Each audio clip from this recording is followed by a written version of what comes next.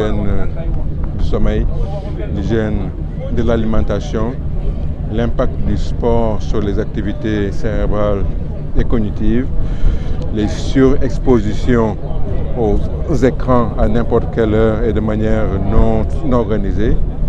Et en discutant avec les élèves, l'encadrement et les enseignants, un certain nombre de recommandations en sont ressorties.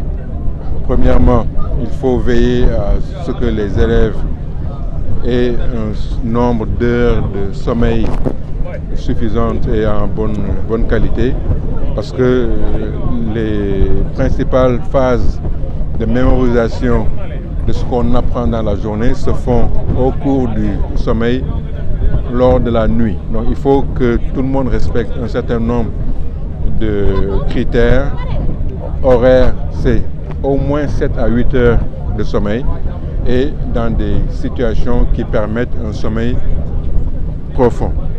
La deuxième chose sur laquelle nous sommes revenus, c'est la notion d'alimentation régulière et de bonne facture.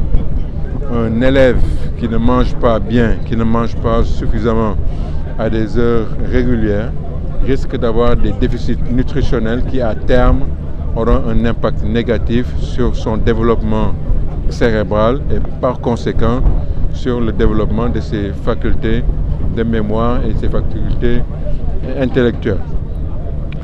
La troisième recommandation a trait aux écrans. Nous savons que c'est utile, c'est des moyens d'apprentissage et d'ouverture sur le monde, mais il faut veiller à des utilisations mieux organisées, avec un temps d'exposition qui soit bien légiféré dans la journée ou surveillé. Et la nuit, il est hors de question de laisser des enfants avec des écrans de téléphone ou de tablette en laissant un Wi-Fi, parce qu'on s'est rendu compte qu'il y a énormément de surf qui se font sur les différents réseaux sociaux avec une dose non négligeable de surf sur des réseaux ayant trait à la pornographie ou des activités malsaines. Donc c'est une surveillance qui doit être de mise. L'autre recommandation a trait à l'activité physique sportive. Tous les humains doivent de manière régulière, au moins 3 fois par jour, au minimum 30 minutes par activité, alcool, de drogue ou autres substances qui sont nocives.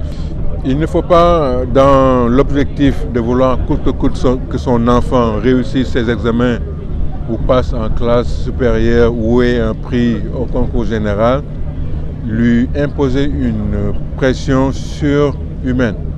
Ce sont des enfants. Leur cerveau continue à se former et à créer de nouveaux réseaux. Et j'ai bien insisté sur le fait que la majorité des autoroutes neuronales qui permettent la mémoire et donc la construction des intelligences se fait entre l'âge de 0 à 10 ans. Ensuite, on verse dans l'adolescence. Mais durant ces phases de la vie, l'enfance et l'adolescence, tous les êtres humains ont besoin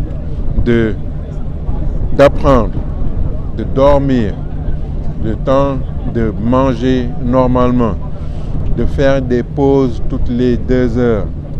Ce sont des enfants, ils ont aussi droit à des activités ludiques. Il suffit simplement d'organiser en temps voulu des activités ludiques saines qui permettent à l'enfant quand même de respirer.